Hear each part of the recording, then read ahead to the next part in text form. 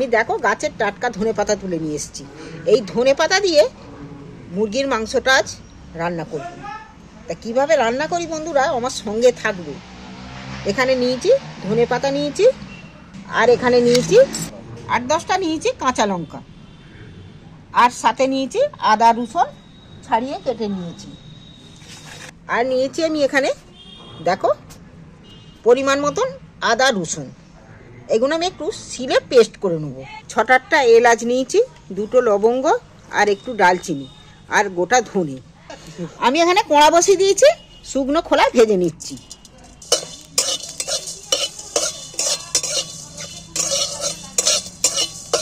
মশলাটা সেন্ট উঠে গেছে, ভাজাও হয়ে গেছে। আমি একটা জায়গার মধ্যে ঢেলে নিচ্ছি। আমি কড়া বসিয়ে কড়ায় তেল দিয়ে দিচ্ছি। বেশ খানিকটা তেল দিয়ে দিন।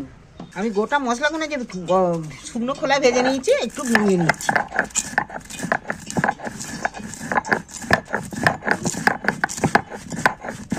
তোমরা যে পাতের গরম মশলা খাও সেই গরম মশলা আর এই যে শিলে গুঁড়ো করলুম ঘরে ভেজে, এই মশলার টেস্টটা সম্পূর্ণ আলাদা। এবার আমি তুলে নিচ্ছি। পেঁয়াজগুলো গরম তেলের উপরে তুলে দিচ্ছি।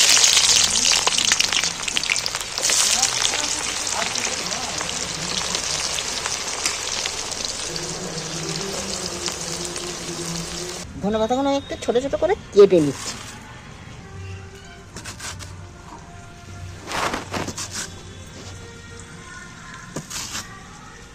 আদা আর কাঁচা লঙ্কা, আদা রসুন আর কাঁচা লঙ্কাটা বেটে নেব। কাঁচা লঙ্কার মোটাগুলো ফেলে দিচ্ছি ছাড়িয়ে। কাঁচা লঙ্কা তোমরা যদি পারো, যদি ঝাল খাও তাহলে কিন্তু আরও দিতে পারো।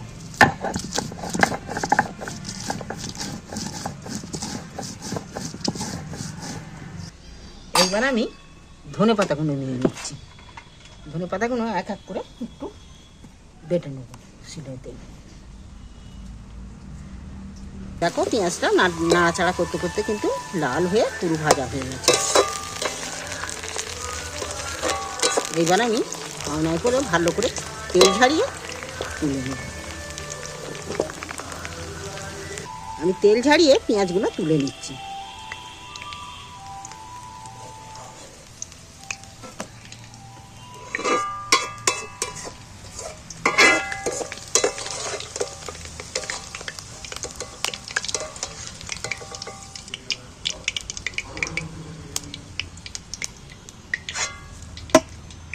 তেল ঝাড়িয়ে সম্পূর্ণ পেঁয়াজটাকে আমি তুলে নেব।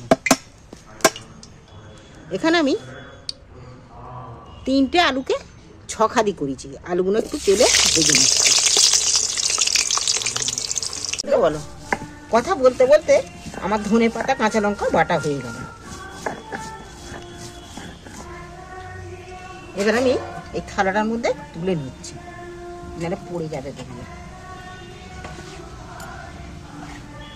বাটাটা দেখতে কত ভালো লাগছে।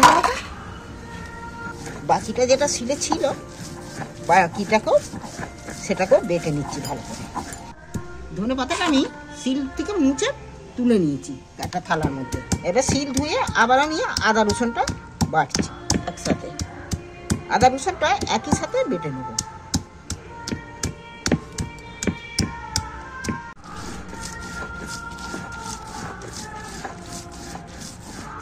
আদা রসুন বাটা আমার কথা বলতে বলতে বাটা হয়ে গেল সবটা।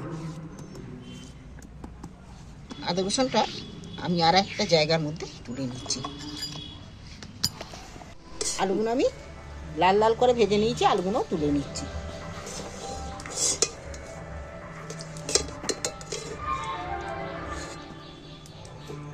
আমি কিছুটা ধনেপাতা তুলে নিয়েছি বাটা, কিছুটা বাটা এর মধ্যে দিচ্ছি। আদা রসুন বাটা, কাঁচা লঙ্কা বাটা, ধনেপাতা বাটা, আর এখানে 2 চামচ কর্নফ্লাওয়ার পাউডার নিয়ে এসেছি। কর্নফ্লাওয়ার পাউডারটা 1 চামচ দিচ্ছি, অর্ধেকটা দেব। এইটাকে আমি ভালো করে ফাটিয়ে নেব।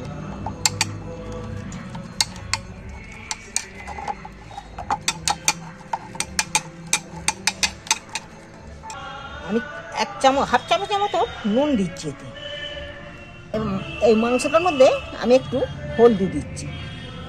পুরো হলদিটা আমি মাংসটার মধ্যে ভালো করে মেখে নেব।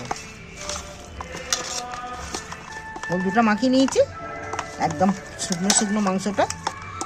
এইবার আমি যে নুনটা দিয়েছি, এইবার ওই নুনটা দিয়েও ভালো করে এটাকে ফাটিয়ে নেব। এটা যত ফাটাবে, এটা ফাটালে তাহলে আর মাংসর গা থেকে ছেড়ে যাবে না, মাংসটায় ধরবে ভালো। এবার আমি মাংসগুলো এর মধ্যে তুলে দিচ্ছি, মাংসের মধ্যে ভালো করে মাখিয়ে নেব।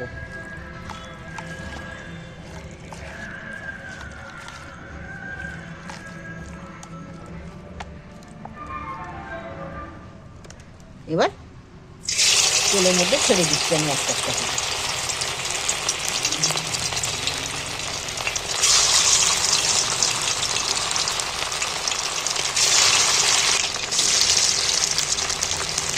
তোমরা এইভাবে চিকেনকে একবার বাড়িতে বানিয়ে খেয়ে দেখবে, খেয়ে দেখলে ভালো লাগলে নতুন যদি কেউ চ্যানেল আমার হয়ে থাকো সাবস্ক্রাইবার করে রাখবে। আমি একটু একটু করে উল্টে ভেজে নিচ্ছি মাংসটা।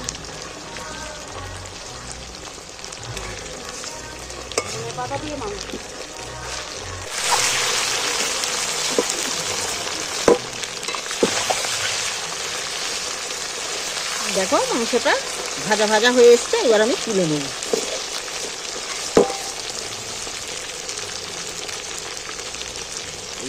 এবার আমি তুলে নিচ্ছি।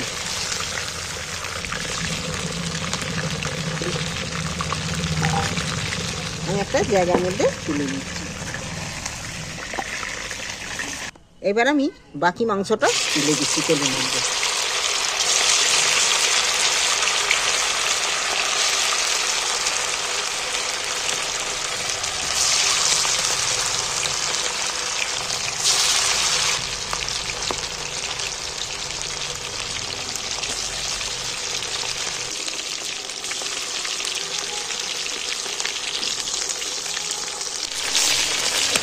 এই বাদ বাকি মাংসগুলো ফের উল্টিয়ে ভেজে দিচ্ছি একবার।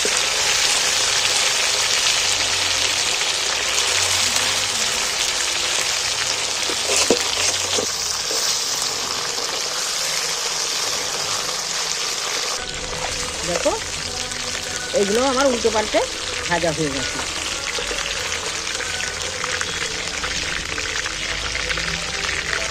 এবারও তুলে নিচ্ছি।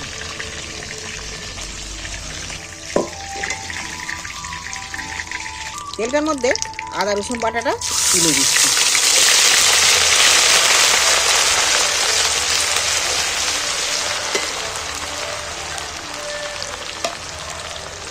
এবার সেই ধনে পাতার খানি রেখেছিলাম আর মশলা ধোয়া পুরো জলটা এর মধ্যে দিয়ে দিচ্ছি।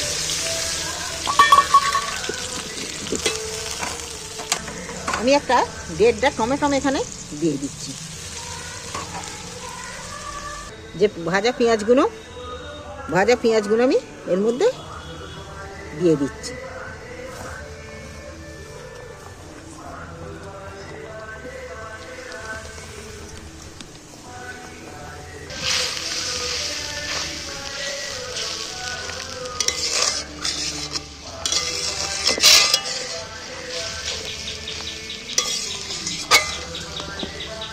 এবার আমি মাংসটার স্বাদ মতো নুন দিয়ে দিচ্ছি।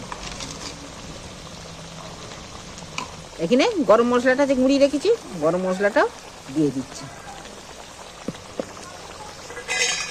এবার আমি মশলাটাকে ভালো করে কষাতে থাকি।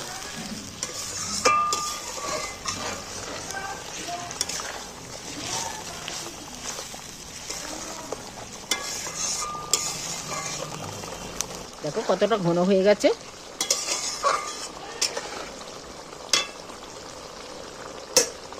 এইবার আমি ভাজা মাংসগুলো এর মধ্যে তুলে দিচ্ছি। এইবার ভালো করে নেড়ে নেড়ে একে কষিয়ে নিতে হবে।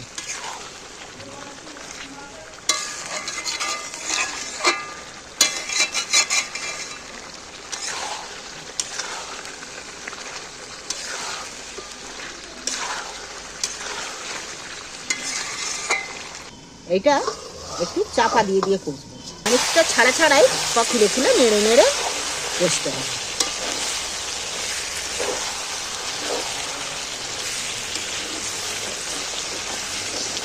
দু তিনবার এরকমভাবে নেড়েছি, এবার চাপা দেবো না,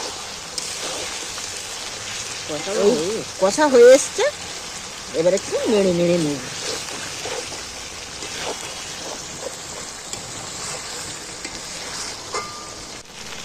আমি একটু জল দিচ্ছি মশলাটা যাতে ভালোভাবে সেদ্ধ হয়।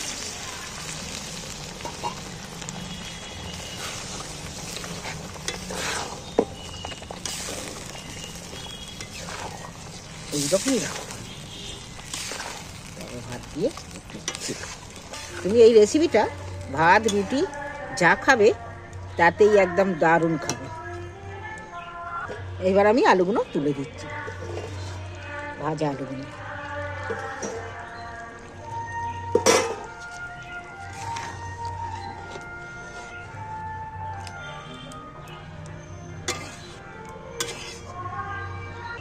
ভালোভাবে সেদ্ধ হওয়ার জন্য একটু জল দিয়ে আর চাপা দিয়ে দিচ্ছি।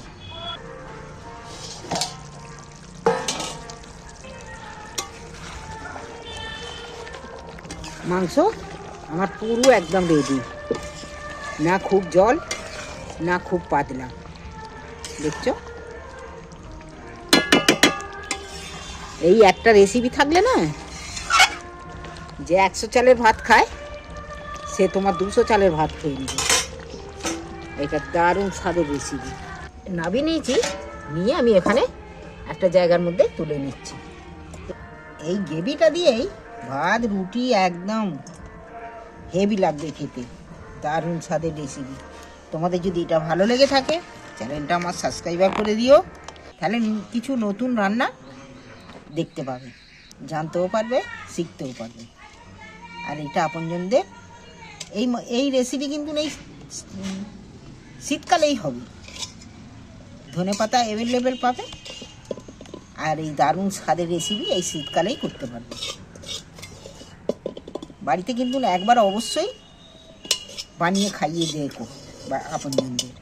কেমন রান্নাটা দেখলে কিংবা কেমন খেলে বানিয়ে কমেন্ট করে অবশ্যই জানাবে।